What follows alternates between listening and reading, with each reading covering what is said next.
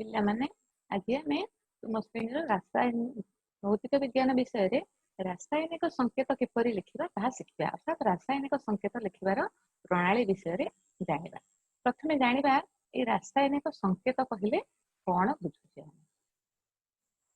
ରାସାୟନିକ ସଂକେତ କହିଲେ କଣ ବୁଝାଯାଏ ନା ଯୌଗିକ ପଦାର୍ଥର ଯେଉଁ ମୌଳିକ ମାନଙ୍କ ଦ୍ୱାରା ତିଆରି ହେଇଛି, ଯେଉଁ ମୌଳିକକୁ ନେଇ ଗଠିତ ହେଇଛି, ସେଇ ମୌଳିକ ମାନଙ୍କର ସାହାଯ୍ୟରେ ସେ ମୌଳିକ ମାନଙ୍କର ପ୍ରତୀକ ମାନଙ୍କୁ ନେଇକି ଆମେ ତାକୁ ପ୍ରକାଶ କରିବା। କାହାକୁ?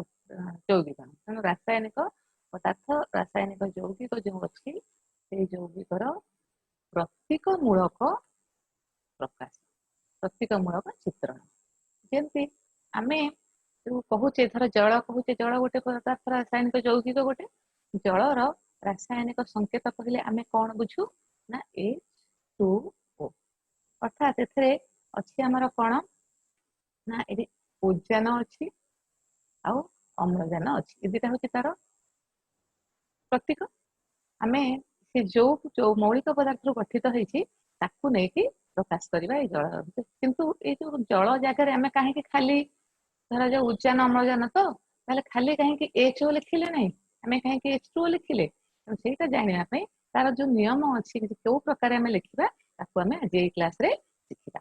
ତାହେଲେ ପ୍ରଥମେ ଆସ ଦେଖିବା ମୌଳିକ ପଦାର୍ଥ ବିଷୟରେ ଟିକେ। ମୌଳିକ ପଦାର୍ଥ ଆଉ ଯୌଗିକ ପଦାର୍ଥ ହେଲା। ଆଚ୍ଛା, ଯୋଉ ମୌଳିକ ପଦାର୍ଥ ଅଛି ତାର ଲେଖିବା ପାଇଁ, ଜାଣିବା ପାଇଁ ତାକୁ ଆମେ କୋଉଥିରେ ପ୍ରକାଶ କରୁ ନା ତାକୁ ଆମେ ପ୍ରକାଶ କରୁ ପ୍ରତୀକରେ। ମୌଳିକ ପଦାର୍ଥକୁ ପ୍ରତୀକରେ ପ୍ରକାଶ କରା। ସେମିତି ଯୌଗିକ ପଦାର୍ଥକୁ ଯାହା ଦ୍ୱାରା ଚିତ୍ରଣ କରି, ଯାହା ଦ୍ୱାରା ଆମେ ବୁଝୁ ଯେ ଏଇଟା ଗୋଟେ ଯୌଗିକ ପଦାର୍ଥ ବୋଲି କମ ଜାଗା ଲାଗେ, ଯେମିତି ଜଳ ବା ତାକୁ ଆମେ ୱାଟର ଏମିତି ନ ଲେଖିବା। ବଡ ଯଦି ଗୋଟେ କିଛି ଯେମିତି କ୍ୟାଲସିୟମ ସଲଫେଟ, ତାକୁ ଏତେ ବଡ ନ ଲେଖି ତାକୁ ଯାହା ଦ୍ୱାରା ପ୍ରକାଶ କରା, ଯୋଉ ସଂକେତ ଦ୍ୱାରା ପ୍ରକାଶ କରିବା ତାକୁ ଆମେ କହିବା ସଂକେତ ବୋଲି। ଯାହା ଦ୍ୱାରା ପ୍ରକାଶ କରୁଛେ ସେ ହଉଛି ସଂକେତ। ତାର ଉଦାହରଣ ଗୋଟେ ଦେଲେ ଆମେ ବୁଝିପାରିବା। ଯେମିତି କି ଆମେ ଉଦ୍ଜାନ, ଉଦ୍ଜାନ ହଉଛି କଣ ତାର ପ୍ରତୀକ। କଣ ପ୍ରତୀକ ତାର ନା H। ସେମିତି ସଲଫର, ତାର କଣ ପ୍ରତୀକ? ସଲଫର ର ପ୍ରତୀକ ହଉଛି H। ସେମିତି ଧରାଯାଉ ଆମେ ଦେଖିବା ହାଇଡ୍ରୋକ୍ଲୋରିକ ଏସିଡ, ଲବଣାମ୍ଳ ଆମର ଦେଖିବା। ଲବଣାମ୍ଳ, ଲବଣାମ୍ଳ ତାର ପ୍ରତୀକ ହଉଛି କଣ ନା HCl ହେଲା। ସେମିତି ତାର ଦେଖିବା ଯୋଉ ସଲଫ୍ୟୁରିକ ଏସିଡ, ସଲଫ୍ୟୁରିକ ଏସିଡ ର ସଂକେତ କଣ ଆମର H2SO4। ये ସବୁ ଯାହା ଲେଖିଛେ, ଏପଟେ ଆମେ ଯାହା ଲେଖିଛେ ଏ ସବୁ ହଉଛନ୍ତି ସଂକେତ। ଏଇଠି ଯାହା ଲେଖିଛେ ସେଗୁଡା ହଉଛନ୍ତି ସବୁ ପ୍ରତୀକ। ତାମାନେ ମୌଳିକ ମାନଙ୍କୁ ଆମେ ପ୍ରତୀକରେ ପ୍ରକାଶ କରୁ, ଯୌଗିକ ମାନଙ୍କୁ ସଂକେତ ଦ୍ୱାରା ପ୍ରକାଶ କରିଥାଉ ହେଲା। ଆଚ୍ଛା, ତମେ ଏଇ ପର୍ଯ୍ୟନ୍ତ ତାହେଲେ ବୁଝିପାରିଲ। ୟା ପରେ ଦେଖିବା ଯେ ଏଇ ଯୋଉ ମୌଳିକ ଗୁଡାକ ଅଛନ୍ତି ସେମାନେ କେମିତି ତାଙ୍କୁ ମୌଳିକର ପ୍ରତୀକଟାକୁ ଯୌଗିକରେ ବ୍ୟବହାର କରାଯାଉଛି, କୋଉ ଭାବରେ ବ୍ୟବହାର କରାଯାଉଛି। ପ୍ରଥମେ ଆମେ ଦେଖିବା କି ଆମର ମୌଳିକ ପଦାର୍ଥ। ମୌଳିକ ପଦାର୍ଥରେ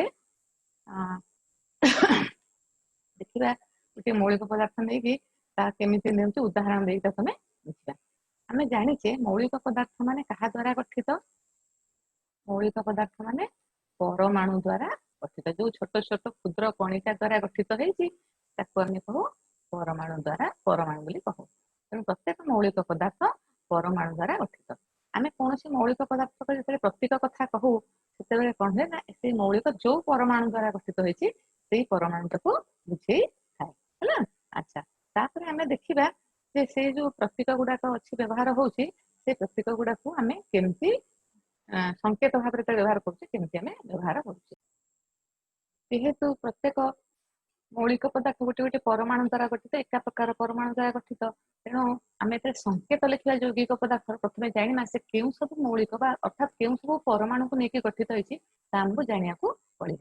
ଏବଂ ଦ୍ୱିତୀୟରେ ଆଉ ଗୋଟେ ହେଲା ଆମେ ତାର ଯୋଜ୍ୟତା ବିଷୟରେ ମଧ୍ୟ ଜାଣିବା। ତାହେଲେ ଆମେ ଯଦି ଯୋଜ୍ୟତା ଆଉ ତାର ପ୍ରତୀକ ଏଇ ଦିଟା ଜାଣିଥିବା ତାହେଲେ ଆମେ ସଂକେତ ଲେଖିପାରିବା।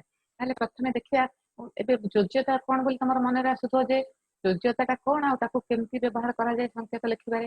ଯୋଜ୍ୟତା ହଉଛି କୌଣସି ମୌଳିକର ସଂଯୋଜନ କ୍ଷମତା। ମୌଳିକ ପଦାର୍ଥ କେମିତି ଯୋଡି ହବ, କେମିତି ଆଉ ପରସ୍ପର ସହ ମିଶି ଯୌଗିକ ପଦାର୍ଥ ତିଆରି କରିବେ, ତାହା ହଉଛି ତାର ସଂଯୋଜନ କ୍ଷମତା।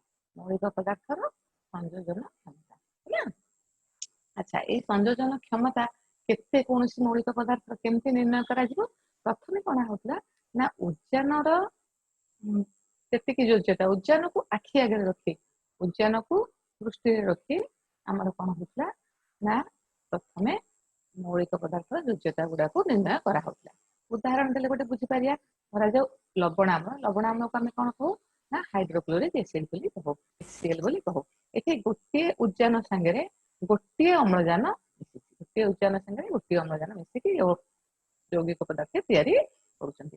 ତେଣୁ ଆମେ ଏଠି କହୁ କଣ ନା କ୍ଲୋରିନ ର ଭାଲେନ୍ସି ହଉଛି ବା ଯୋଗ୍ୟତା ହଉଛି କ୍ଲୋରିନ ର 1 ନା। କାହିଁକି କୁହାହେଲା ନା ଉଦ୍ଯାନ ସାଙ୍ଗରେ, ତା ଅର୍ଥ ଆମେ ବୁଝିଲେ କଣ ନା କୌଣସି ଯୋଉ ମୌଳିକ ପଦାର୍ଥ ଉଦ୍ଯାନ ଯେତୋଟି ଉଦ୍ଯାନ ପରମାଣୁ ସାଙ୍ଗରେ ମିଶି ବୁଝିଲେ କୌଣସି ମୌଳିକ ପଦାର୍ଥ ଯେତୋଟି ଉଦ୍ଯାନ ପରମାଣୁ ସାଙ୍ଗରେ ମିଶି ଯୌଗିକ ପଦାର୍ଥ ସୃଷ୍ଟି କରେ ତାହାକୁ ତାହାର ଯୋଗ୍ୟତା କୁହାଗଲା। ତାହେଲେ ସେଇ ନିୟମ ଅନୁସାରେ ଧରାଯାଉ ଏଠି ଅଛି ଆମର ଜଳ, ଏଇଠି ହଉଛି କଣ ଗୋଟିଏ ଅମ୍ଳଜାନ ଦୁଇଟି ଉଦ୍ଯାନ ସାଙ୍ଗରେ ମିଶିକି ତିଆରି କରୁଛି, ତାହେଲେ ଅମ୍ଳଜାନର ଯୋଗ୍ୟତା ହଉଛି 2। ବୁଝିଲା? ଆଚ୍ଛା, ଯେତେ ପଦାର୍ଥ ଯୌଗିକ ପଦାର୍ଥ ଅଛନ୍ତି ସମସ୍ତେ କଣ ଉଦ୍ଯାନ ସାଙ୍ଗରେ ମିଶନ୍ତି ନାହିଁ। କିଛି ପଦାର୍ଥ ଅଛନ୍ତି ଯେ ଉଦ୍ଯାନ ସାଙ୍ଗରେ ମିଶି ନଥାଏ, ସେତେବେଳେ ଅନ୍ୟ ପଦାର୍ଥ ଗୋଟେକୁ ହିସାବକୁ ନିଆଯାଏ। ଯେମିତିକି ଏଠି ଆମେ କ୍ଲୋରିନ ଦେଖୁଛେ, କ୍ଲୋରିନର ଯୋଗ୍ୟତା କେତେ ଲେଖିଛେ, ତାର ହଉଛି 1 ଆଉ ଅମ୍ଳଜାନର ହଉଛି ଯୋଗ୍ୟତା ହଉଛି 2। ଯେତେବେଳେ ଆମେ ସୋଡିୟମ କ୍ଲୋରାଇଡ ଦେଖିବା, ଏଠି ତ ଆଉ ଉଦ୍ଯାନ ସାଙ୍ଗରେ ମିଶିନି ନା, ସୋଡିୟମ କ୍ଲୋରାଇଡ ବା ଖାଇବା ଲୁଣ, ଆମର ଯୋଉଟା ଖାଇବା ଲୁଣର ସଂକେତ ଆମେ ଜାଣିଛେ ସୋଡିୟମ କ୍ଲୋରାଇଡ। ଯେତେବେଳେ ସୋଡିୟମ କ୍ଲୋରାଇଡ ଦେଖୁଛେ, ଏଇଠି ଆମେ କଣ କରିବା ଯୋଗ୍ୟତା ଦେଖିଲା ବେଳେ କଣ କରିବା, ଦେଖିଲା ବେଳେ ସୋଡିୟମ କେତେଟା କ୍ଲୋରିନ ସାଙ୍ଗରେ ମିଶିଛି, ଗୋଟିଏ ସୋଡିୟମ ଗୋଟିଏ କ୍ଲୋରିନ ସାଙ୍ଗରେ ମିଶିଛି, କାରଣ ଗୋଟିଏ କ୍ଲୋରିନ ଯେହେତୁ ସେଠି ମିଶୁଛି ତେଣୁ ଆମର ସୋଡିୟମର ଯୋଗ୍ୟତା ହଉଛି କେତେ ନା ସୋଡିୟମର ଯୋଗ୍ୟତା ହେଲା 1। ବୁଝିଗଲା? କିନ୍ତୁ ପରବର୍ତ୍ତୀ ପର୍ଯ୍ୟାୟରେ କଣ ହେଲା ନା ଏଇ ଯୋଉ ସବୁ ଯୋଗ୍ୟତା ଆମର କରାହଉଥିଲା, ପରବର୍ତ୍ତୀ ପର୍ଯ୍ୟାୟରେ ଯୋଗ୍ୟତାକୁ ଲେଖିଲା ବେଳେ ଆମେ ଆଉ ଏହାକୁ ଦେଖିଲେ ନାହିଁ, କାହାକୁ ଉଦ୍ଯାନ ସାଙ୍ଗରେ ମିଶୁଛି ବା କ୍ଲୋରିନ ସାଙ୍ଗରେ ମିଶୁଛି ତାକୁ ଆଉ ନିଆଗଲା ନାହିଁ ଦୃଷ୍ଟିରୁ। କାହାକୁ ବିଚାରକୁ ନିଆଗଲା ନା ଆମର ଇଲେକ୍ଟ୍ରନ ହେଲା। ଇଲେକ୍ଟ୍ରନ କୁ ବିଚାରକୁ ନେଇ ଏହାପରେ ଯୋଗ୍ୟତା ନିର୍ଣ୍ଣୟ କରାଗଲା, ଅର୍ଥାତ୍ ଚାର୍ଜକୁ ନେଇ ସେ କେତେ ଚାର୍ଜ ଅଛି, ତାର ସେ କେତୋଟି ଇଲେକ୍ଟ୍ରନ ଦେଇପାରୁଛି ବା କେତୋଟି ଇଲେକ୍ଟ୍ରନ ଗ୍ରହଣ କରିପାରୁଛି ତାକୁ ନେଇକି ତାର ଯୋଗ୍ୟତା ନିର୍ଣ୍ଣୟ କରାଗଲା ହେଲା। ତାକୁ ଆମେ ଏହାର ପରବର୍ତ୍ତୀ ବିଷୟରେ ତାକୁ ପୁଣି ଭଲ ଭାବରେ ପଢିବା, ଯେ କଣ କଣ ସବୁ ନଉଛି, କିଏ ଦେଇପାରୁଛି। ତାର ଗୋଟେ ସାଧାରଣ ଉଦାହରଣ ଦେଇ ଖାଲି ମୁଁ ଏଠି ଗୋଟେ ତମକୁ ବୁଝେଇ ଦେବାକୁ ଚାହିଁବି, ଧରାଯାଉ ସୋଡିୟମ ହେଲା। ସୋଡିୟମର ଆମର ଜାଣିଛେ ସୋଡିୟମର ଯୋଗ୍ୟତା ହଉଛି 1 ବୋଲି ମୁଁ ତମକୁ କହିଦେବି, ସୋଡିୟମର ଯୋଗ୍ୟତା ହଉଛି 1। ଏଠି କାହିଁକି ଏଠି ହେଲା, ଆମେ ତ କ୍ଲୋରିନ ସାଙ୍ଗରେ ମିଶିବା କଥା କହିଛେ, କିନ୍ତୁ ଆଉ ଗୋଟେ ତାର ମଧ୍ୟ ଆମେ ପରବର୍ତ୍ତୀ ବିଷୟରେ ପଢିବା, ସୋଡିୟମର ବାହ୍ୟ କକ୍ଷରେ ସବୁଠୁ ବାହାରେ ସେ କଣ ଅଛି ନା ପୁରା ବହିସ୍ଥ କକ୍ଷରେ ଗୋଟିଏ ଇଲେକ୍ଟ୍ରନ ଅଛି ହେଲା। ତା ପରବର୍ତ୍ତୀ କକ୍ଷରେ ସେମିତି ତାର ସଜଡା ହେଇକି ଅଛନ୍ତି, ତାକୁ ଆମେ ଅକ୍ଟେଟ ସୂତ୍ର ପରବର୍ତ୍ତୀ ବିଷୟରେ ପଢିବା, ସେଟା ପଢିବା। ଏବେ ଆମେ ତାର ବେଶୀ ପଶିବା ନାହିଁ, ଖାଲି ଆମେ ଜାଣିବା ସୋଡିୟମର ବହିସ୍ଥ କକ୍ଷରେ ଗୋଟିଏ ଇଲେକ୍ଟ୍ରନ ଅଛି, ଏଟା ବହିସ୍ଥ କକ୍ଷରେ। ଏବେ ସେଇ ଇଲେକ୍ଟ୍ରନ ଟା ସେ ଦେଇପାରିବ ସହଜରେ, ତେଣୁ ସୋଡିୟମର ଯୋଗ୍ୟତା ହେଲା 1। ସେମିତି କ୍ଲୋରିନର ବହିସ୍ଥ କକ୍ଷରେ କ୍ଲୋରିନ ଦେଖିବା, କ୍ଲୋରିନର ବହିସ୍ଥ କକ୍ଷରେ 7ଟି ଇଲେକ୍ଟ୍ରନ ଅଛି। ସେଇ ଗୋଟିକ ନେଇକି ବାହାରେ ପୁରୁଥିବା ଇଲେକ୍ଟ୍ରନ ଟାକୁ ନେଇକି ଗ୍ରହଣ କରିକି କଣ କରିବ ନା ସେ ଅଷ୍ଟକ ସୂତ୍ର ଅକ୍ଟେଟ ନିୟମକୁ ପାଳନ ହେଲା। ତେଣୁ ଏଠି ସୋଡିୟମର ଯୋଗ୍ୟତା ହଉଛି 1, ଏଠି ଏହାର ଯୋଗ୍ୟତା ହଉଛି 7। ଆଉ ଏଇ 1 ପାଇଁ ଆମେ ଏଠି ଚିହ୍ନ ଦେଇକି, ଯେହେତୁ ଚାର୍ଜ ଅଛି ଆମେ ତାକୁ ଚିହ୍ନ ଦେଇକି ଏହାପରେ ସବୁ ଦେଖିବା ହେଲା। ଆଚ୍ଛା, ଏହାପରେ ଦେଖିବା ଯେ କଣ ସବୁ ନିୟମ ମାନିକି ଏଇ ଯୋଗ୍ୟତାଟା ଲେଖାଯାଏ, କୋଉ ନିୟମ ଅନୁସାରେ ଯୋଗ୍ୟତା ଲେଖିବା। ପ୍ରଥମ ନିୟମ ହେଲା, ଆମେ ଯେତେବେଳେ ଯୋଗ୍ୟତା ଲେଖିବା, ଏ ଯୋଉ ପ୍ରଥମ ସଂକେତ ଯେତେବେଳେ ଲେଖିବା, ଏଇ ଯୋଗ୍ୟତାକୁ ଦେଖିବା। ପ୍ରଥମ ନିୟମ ହଉଛି କଣ ନା ଆୟନର ଯୋଗ୍ୟତା। ପ୍ରଥମ ନିୟମ ହେଲା ଆମେ କୌଣସି ସଂକେତ ଲେଖିଲା ବେଳେ ଆୟନର ଯୋଗ୍ୟତାକୁ ଆଖି ଆଗରେ ରଖିକି ଲେଖିବା। ଏଇ ଯୋଉ ଯୋଗ୍ୟତା ଲେଖିବା, ଯୋଗ୍ୟତା ମାନେ ତ ଆମେ ଜାଣିଲେ କି ଚାର୍ଜ, ପ୍ରକୃତରେ ଯୋଗ୍ୟତା ମାନେ ଏଠି ଚାର୍ଜକୁ ବୁଝେଇଲା। ଆମର ଚାର୍ଜକୁ ଚାଲି ଆସିଲେ ଆମେ ଆଉ ଉଚ୍ଚାରଣ କ୍ଲୋରିନ ସାଙ୍ଗରେ କେତେ ମିଶୁଛି ତାହା କଲେନି, ତେଣୁ ସେ ଆୟନର ଯୋଗ୍ୟତା ବା ଚାର୍ଜକୁ ଆଗ ସମତୁଲ କରିବା ପ୍ରଥମ ପର୍ଯ୍ୟାୟରେ, ଯେତେବେଳେ ଆମେ ସଂକେତ ଲେଖିବା। ସେମିତି ଦ୍ୱିତୀୟରେ କଣ ହବ, ତାପରେ କଣ କରିବା ଆମେ ନା ଦ୍ୱିତୀୟରେ କଣ କରିବା ନା ଯଦି ଆମର ସେଠି ଗୋଟେ ଧାତୁ ଆଉ ଗୋଟେ ଅଧାତୁ ମିଶିକି କରୁଛନ୍ତି, କଣ ତିଆରି କରୁଛନ୍ତି ରାସାୟନିକ ଯୌଗିକ, ତାହେଲେ ଆମେ ଧାତୁ ଯୋଉ मौलिक पदार्थ गोटे धातु अंश जोटा जैविक धातु अंश जोटा से धातुर ना बा प्रतीकटा प्रथम रहिबो प्रथम आउ जो अधातु संगे मिसिची सेटा हमें द्वितीय रे देखबा अधातुटा ता परे आसी केमती ना धरा जाऊ हमें मैग्नीशियम रो ऑक्साइड लिखुचे ताले MgO मैग्नीशियम रो ऑक्साइड मैग्नीशियम का धातु ऑक्सीजन ता होची एटा ठीक किंतु जदि जने लिखिबो कि मैग्नीशियम ऑक्साइड तो जेमती लिखले चलिबो से दिटा तो ऑक्सीजन भी अछि अम्लजान अछि किंतु एटा होची हमें केमती लिखा एमती लिखबा जे मैग्नीशियम रो ऑक्साइड ता होची सॉरी मैग्नीशियम रो ऑक्साइड लिखला बेले हमें लिखबा एटा होची ठीक और एटा होची हला एटा ठीक एमती लिख माने धातु ता प्रथम लिखिबा आ तापर अधातु को ता परे लिखिबा ना अच्छा एबे ता परे देखिबा हमें जो अछि हमर अन्य सूत्र हम तो दुईटा नियम जानि गले प्रथम नियमटा होची कोन जानिले प्रथम नियम हमें जानिले जे सेथरे चार्ज को समतुल करिबा जेंति समान हेक रहइबो कम बेसी हेबन कोनोसी मौलिक पदार्थ कोनोसी आयन अनुसार तापर द्वितीय रे होची देखिया धातुटा को हमें प्रथम लिखिया अधातु को द्वितीय रे लिखिबा आ तृतीय रे जदि गोटे हमें जे जो मैग्नीशियम रो ऑक्साइड कहूचे बा जल कहूचे ई सब गुडा कहउछंती कोन हमर सब लिखला परे हमें एटा हां एठी गोटे पिला एटा हमें लिखले जो एटा दीटा जाक अधातु अछि यार नियम मध्ये पढिया हमें काहे के कोटा रहइबो कोटा पछ रहइबो अंतर पॉलीएटॉमिक आयन गोटे अछि पॉलीएटॉमिक आयन धर सल्फेट एटा होची दीटा अछि कोन हमर दुईटा एटम बा दुईटा परमाणु एठी गोटे सल्फर आ गोटे ऑक्सीजन एकोन पॉलीएटॉमिक आयन को पूर्व क्लास रे तन पढि दैछ सल्फेट आयन जोटा अछि जेते पॉलीएटॉमिक आयन कथा आसीबो सेते बेले आर जो जो ब्लेंस जोटा जोजता जोटा तक हमें बंधन रे रखबा माने एमती लिखिकी रखबा ना लिखिकी अर्थात हमें तो हिसाब को नबा ये पूरा पॉलीएटॉमिक आयन को गोटे परमाणु भलिया धरिबा माने ये गोटे अंश आ बाकी जहा संगे मिसुची से सी गोटे अंश तने एको एकाठी रखिया पई एमती बंधन दिया हेछि एते यौगिकर संकेत लिखिबा शिखिबा आरंभ करिबा हमर बही रे सब अछि विभिन्न साधारण मौलिक योग्यता ताको सब मान देखि दबो ताको देखियो सेते केते गुडे मौलिक अछि जार योग्यता गोटे तार अछि दुईटा जेंति कि हमर मरकुरी पारद तार योग्यता 1 आ 2 उज्जैन तो हमें गोटे योग्यता 1 बोली जानिले सेमति धरा जाऊ सल्फर सल्फर योग्यता बही रे देखियो जे आ एठी मु लिखियो जे 2 4 6 एमति एमानकर केते गुडे अछि जार गोटे योग्यता ताहार दुईटा तीनटा योग्यता अछि आर योग्यता संख्या 2 प्रकार अछि आर योग्यता गोटे अछि आर योग्यता तीनटा अछि तेणु ये सब गुडा सब हमें सेठी देखले जानि पारिबो एबे हम शिखि दबा जे जानि गले नियम तो जानि गले लिखिबा केमति हला जे केमिति हमर लिखा जाय प्रथमे देखिया सबुठु सहज गोटे देखिबा सोडियम क्लोराइड बा खाइबा लुणर संकेत हला आगो प्रथमे दीटा जाक मौलिकर सॉरी आगो प्रथमे दीटा जाक मौलिकर ना लिखिबा जे कोथु से मौलिक को नेकी गठित हेछि हला तापर लिखला परे हमें लिखिबा जे केमति करिया बोली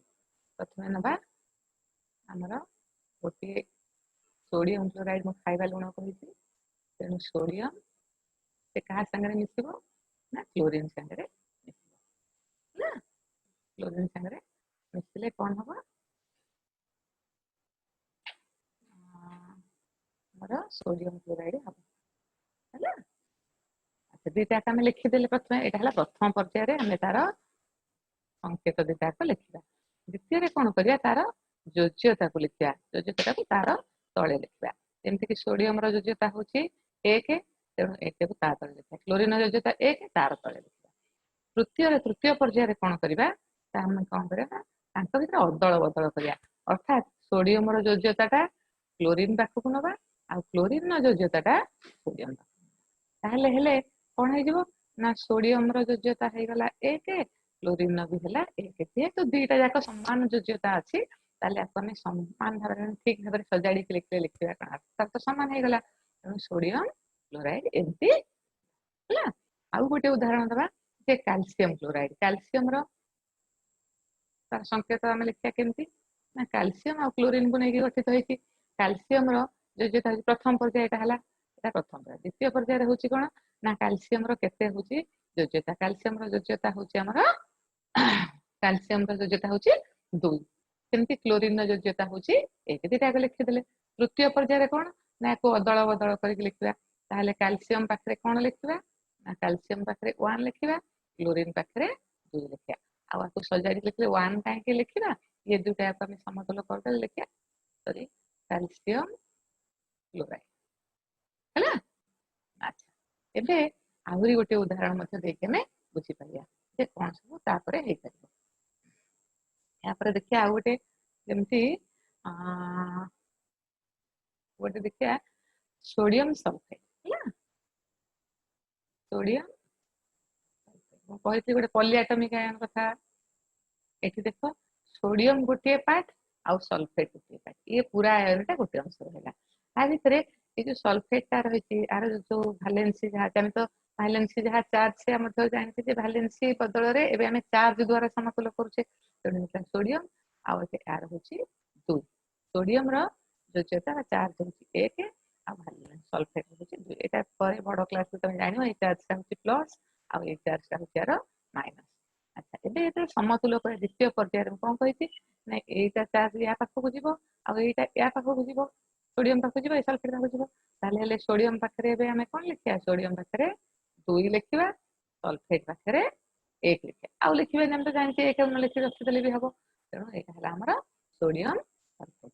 ତାହେଲେ ତମେ ଆଜି ଏଇ ଯୋଉ କ୍ଲାସରେ ଯେତିକିଟା ଉଦାହରଣ ଦିଆହେଲା ତାକୁ ସବୁ ବୁଝିପାରିଲ ଯେ କେମିତି ଆମେ ରାସାୟନିକ ସଂକେତ ଲେଖିବା। ଭାବୁଛି ବୁଝିପାରୁଥିବ। ତମେ ମଧ୍ୟ ଆହୁରି ବହିରେ ଅନେକ ଗୁଡ଼ିଏ ଅଛି, ତାକୁ ନେଇକି ମଧ୍ୟ ପ୍ରାକ୍ଟିସ କରିପାରିବ ହେଲା। ଆଜି ପାଇଁ ଆମର ଏଇ କ୍ଲାସଟା ରଖିବା। ତମେ ଆପରେ ଯୋଉ ଦିଆ ହେଇଥିବ ତମକୁ ୱାର୍କସିଟ୍ କରିବା ପାଇଁ ତାକୁ ସବୁ କରିବ ହେଲା।